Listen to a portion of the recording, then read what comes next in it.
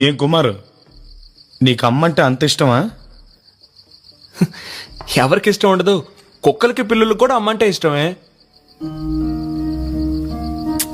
మా అమ్మందే నన్ను పిచ్చి కొట్టుడు కొడుతుంది, కానీ నాకు అస్సలు నొప్పెట్టదు. కళ్ళు తెరిచి ఇదేంటబ్బా అని చూస్తే నేల మీద బెంచ్ మీద కొడుతుందే తప్ప నా మీద ఒక్క దెబ్బ కూడా పడదు. అయినా మనం యాక్టింగ్ మన మీద పడ్డట్టే. పొరపాటున దెబ్బ తగిలిందో ఇక అమ్మ కళ్ళలో నీళ్లు చూడాల్సిందే. అయ్యో నాన్న రే, నిన్ను ఇంకెప్పుడు కొట్టండా నాన్న.